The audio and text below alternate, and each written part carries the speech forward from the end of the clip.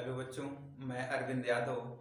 जैसा कि मैंने कहा था कि फिर आपको body fluid and circulation chapter से एक दूसरा कंटिन्यू आपको इस चैप्टर से सभी टॉपिक मिलेंगे। जैसा कि आज फिर से दूसरा सेकंड वीडियो जो है, आज ब्लड ग्रुप की टेस्टिंग करेंगे। यानी कि ब्लड ग्रुप कैसे पहचानेंगे कि ब्लड ग्रुप ए है किसी का, बी है, ए बी है या ओ है। कैसे डिटेक्ट करेंगे, कैसे पहचान करेंगे। क्योंकि देखिए, ब्लड ग्रुप की पहचान होना बहुत ज़रूरी है। क्योंकि नॉर्मल लाइफ है, दिनचर्या है, कभी भी किसी को चोट लगे या कभी भी हम प्रकृति से चाहेंगे कभी किसी के साथ ऐसा ना हो कि उसे इमिडिएटली ब्लड की ज़रूरत पड़े। लेकिन अगर ऐसा होता है तो ब्लड ग्रुप की पहचान बहुत आवश्यक है। तो वो ब्लड ग्रुप की जांच कैसे करेंगे, उसी के बारे में हम लोग अच्छे से, बिल्कुल सिंपल तरीके से, आसान भाषा में समझेंगे। जैसा कि आपको दिख रहा होगा कि एक, जैसे कि हम आपको यहाँ से अपने इस एपीएस क्लासेस कुड़वार से मैं स्वयं अरविंद यादव, कमल सर, आपको बायोलॉजी में हर एक टॉपिक, हर एक चैप्टर को, जो नीट या टीजीटी, पीजीटी जैसे एग्ज़ाम के लिए,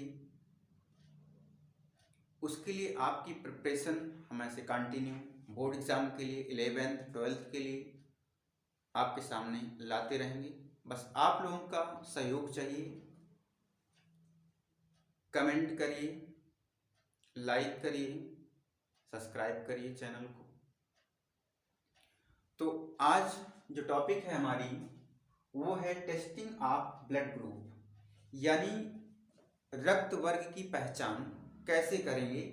तो आइए देखेंगे। सबसे पहले अगर हम बात करते हैं, जो ब्लड ग्रुप होता है, ठीक है, तो ये जो ब्लड ग्रुप है, आपको पता है कि 4 होते हैं, 4 ब्लड ग्रुप। और इन्हीं 4 ग्रुप को हम लोग कहते हैं कि भाई ब्लड ग्रुप में ए है, बी है, ए बी है और ओ। ये 4 ब्लड ग्रुप हैं और इन्हीं को हम लोग फिनोटाइप भी कहते हैं, ठीक है ना, यानी दृश्य रूप। अब ब्लड का, जैसे आपसे पूछा जाए कि ब्लड का दृश्य रूप कितना है या कितने होते हैं, तो आप ये बताओगे 4 होते हैं। स्वाभाविक बात है कि 4 है। वो 4 कौन कौन से हैं? ए हैं, बी हैं, ए बी हैं और ओ है, ठीक है। जब इनके जीनोटाइप की बात करेंगे, जिसकी वजह से ये ब्लड ग्रुप बनता है, उसे जीनोटाइप कहते हैं। तो जो जीन रूप है इसका, इसके पास 2 जीन रूप होता है, इसके पास 2 जीन रूप होता है, इनके पास 1 होता है, इनके पास 1 होता है। तो 2 2 4, 1 5 और ये 1 6, यानी कि जो जीनोटाइप होता है वो कितना होता है भाई? 6 होता है, ठीक है ना। ए के पास 2, बी के पास 2, ए बी के पास 1 और ओ के पास तो होता नहीं, जिसे हम कहते हैं एंटीजन। तो उसी को हम कहते हैं, जो एंटीजन और एंटीबॉडी होता है, उसी से हम पहचान करते हैं फिनोटाइप है और ये जीनोटाइप है। तो ये बहुत आसान भाषा है, इसको आप पिछले वीडियो में शायद हमने इसको दिया नहीं है। लेकिन आज की जो बात है, ब्लड टेस्ट कैसे करते हैं, तो देखिए, जो ब्लड टेस्ट का मामला है, वो एंटीजन की बात करेंगे हम लोग। यहाँ पर कैसे होगा, तो सबसे पहले देखेंगे कि जो ब्लड है, तो ब्लड ग्रुप का जो निर्धारण है, किसने किया था? कार्ल लैंड स्टीनर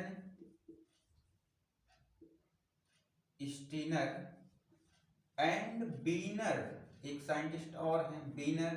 कब किए थे? 1940 में, ठीक है। 1940 में ब्लड ग्रुप यानी रुधिर वर्ग को बताया था किसने? कार्ल स्टीनर ने बताया था। कार्ल स्टीनर और वीनर ने 1940 में बताया था। अब देखिए जो आसान भाषा तो है ये, बिल्कुल एकदम सिंपल सी लॉजिक है इसमें बहुत ज्यादा। तो अब जैसे आपको ब्लड ग्रुप पहचानना है कि ब्लड ग्रुप ए होगा, बी होगा, ए बी होगा कि ओ होगा, कैसे करेंगे? सबसे पहले देखिए आपको प्रोसेस बिल्कुल सुनिए उसको आराम से। अब आज के समय में मार्केट में बना बनाया एंटी सीरम आता है, ठीक है ना। जैसे आपको पता है कि सीरम किसे कहते हैं, जैसे आज की टॉपिक थी उसको अभी मैंने यूट्यूब पर नहीं किया है, अपलोड नहीं किए हैं। तो सीरम क्या होता है, उसको हम लोग कह सकते हैं ब्लड का छना हुआ पार्ट है, ठीक है ना वो। तो अब एंटी सीरम बना बनाया मार्केट में आया, तो आपको एंटी सीरम खरीद लेना है। अब वो एंटी सीरम मतलब एंटीजन, जैसे एंटी सीरम ए और एंटी सीरम बी के नाम से मार्केट में आपको मिल जाएगा। आप मार्केट से एंटी सीरम ले आएंगे। तो अब क्या करना है, आपको 2 स्लाइड लेनी है। 2 स्लाइड आपको पतली कांच की स्लाइड, आप लोग जानकार होंगे, देखिए 2 स्लाइड लेनी है। सबसे पहला काम क्या करना है, सबसे पहले आपको क्या लेना है, एंटी सीरम लेना है, एंटी सीरम ए और एंटी सीरम बी। उसके बाद क्या करना है, आपको 2 स्लाइड लेना है। उसके बाद क्या करना है, थोड़ा सा जैसे स्टेरिलाइज करने के लिए, अपने हाथों को धुलने के लिए आप एल्कोहल का, या आज के समय पे सभी के पास सैनिटाइजर, क्योंकि कोरोना काल चल ही रहा है, सैनिटाइजर होगा सबके पास, उसका भी उपयोग कर सकते हैं। तो एल्कोहल हम कह सकते हैं, एल्कोहल या सैनिटाइजर का आप प्रयोग कर सकते हैं अपने हाथों को या अपनी अंगुलियों को धुलने के लिए, जिससे वो अगर बैक्टीरिया वायरस लगा हो वहां पर, या उस निडिल को जिससे आप उसमें चुभोएंगे, क्योंकि आपको ब्लड तो भाई निकालना ही पड़ेगा, कुछ ना कुछ टेस्ट करना है। तो उसके लिए आप ये 3 आप ले लेंगे। तब उसके बाद ये प्रोसेस करनी कैसे है हम आपको ये बताते हैं, ये प्रोसेस आपको करना क्या है। तो जैसे सबसे पहले आप करेंगे क्या, देखिए आपने 2 स्लाइड ली, एक स्लाइड का नाम ए रखा और दूसरी स्लाइड का नाम बी रख दी। तो आपने ये एक स्लाइड जिसका नाम ए और एक ये वाली स्लाइड जिसका नाम क्या हो गया, बी।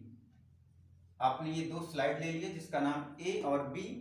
अब इस पर क्या करें, आप एंटी सीरम ए, आप क्या करेंगे, इस स्लाइड पर एंटी सीरम ए और इस वाले स्लाइड पर एंटी सीरम बी, जो कि एक लिक्विड मटेरियल होगा, तरल पदार्थ जैसा होगा, तरल होगा, उसको 1 बूंद इस पर पहले से डाल देंगे। ये ध्यान रखना है आपको, थोड़ा सा हम ये कहते हैं, इस पर और इस पर आप क्या डाल देंगे भाई, आपको जो है एंटी सीरम ए वाली स्लाइड पर एंटी सीरम ए, बी वाली स्लाइड पर एंटी सीरम बी डाल देना है।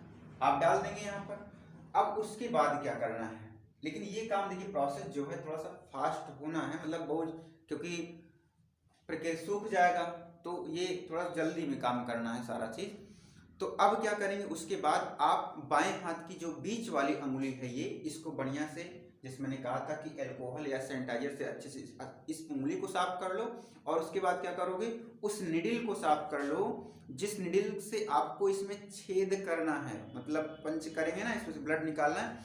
तो इस बीच वाली उंगली को ऐसे थोड़ा सा दबा के रखेंगे और उसमें थोड़ा सा छेद कर लेंगे, मतलब छिद्र करेंगे इस निडिल से। तो निडिल भी स्टेलाइज करनी है और अपनी अंगुली को भी स्टेलाइज करनी है, ठीक है ना। इतना कर लेंगे, तब क्या होगा, तो अब क्या करें, इस स्लाइड पर 1 बूंद गिरा दें और इस स्लाइड पर 1 बूंद गिरा दें, मतलब इसी जो आपका बूंद के रूप में दबाएंगे तो गिरेगा थोड़ा सा, ऐसा नहीं गिरेगा। सभी लोग टेस्ट, मतलब ऐसे नॉर्मली ब्लड मत फेंको, ब्लड शरीर को बहुत आवश्यक है, ध्यान रखना। तो ऐसे करेंगे, 1 बूंद ए पर और 1 बूंद बी पर गिरा लेंगे। अब उसके बाद आप क्या करेंगे, तुरंत ही एक दूसरी स्लाइड लेंगे और इसके ऊपर मतलब दोनों के ऊपर इसको क्या करें, जैसे स्लाइड है इस पर पहले आपने एंटीसीरम डाला था, फिर उसके बाद आपने इस पर एक बूंद ब्लड डाल दिया। अब क्या करो, इसको जैसे हम ये कहते हैं भाई ये स्लाइड ऐसे थी, ध्यान से देखें थोड़ा से, स्लाइड ऐसे है आपकी रखी है, इस पर क्या करें दूसरी स्लाइड जिस पर कुछ नहीं था उस साफ सुथरी करके उसको ऐसे खड़ी करके थोड़ा सा ऐसे रख लें और उसको इसी से महीन का मतलब थोड़ा सा ऐसे खिसका दें कि ब्लड जो है जिससे क्या हो, ये ब्लड जो है और वो क्या नाम उसका एंटीसीरम, वो दोनों आपस में मिल जाएं और फैल जाएं। ठीक है ना, ऐसे दोनों पे करना है और दोनों पे अलग अलग स्लाइड से करना है। फैल जाएगा तो उसमें क्या करेंगे आप, उसको जैसे कुछ गीला रहेगा, मान लीजिए थोड़ा सा मॉइस्ट नमी बची रहेगी, तो आप क्या करेंगे उसको जो है हवा में थोड़ा सा ऐसे लहरा लेंगे। गाने की बात नहीं है, लहरा के जियोगे, अच्छी बात है, जियो, सबको जीना चाहिए। तो उसको ऐसे सुखा लेंगे, मतलब थोड़ा सा फूंक देंगे हवा ऐसे, तो वो सूख जाएगा। तो अब इसके बाद आप क्या करेंगे, उसको लेके जाएंगे माइक्रोस्कोप के नीचे रखेंगे, आप उसमें पहचान करना है, वो आइडेंटिफाई करने का हम लक्षण बता रहे हैं। देखिए जैसे ब्लड ग्रुप में जैसे आपने इतना काम किया, उसके बाद क्या करना है, इसको माइक्रोस्कोप के नीचे रखेंगे, तब वहां पर आपको कुछ दोनों में अलग अलग स्ट्रक्चर दिखाई देंगे, या हो सकता है एक ही प्रकार के स्ट्रक्चर दिखाई पड़े।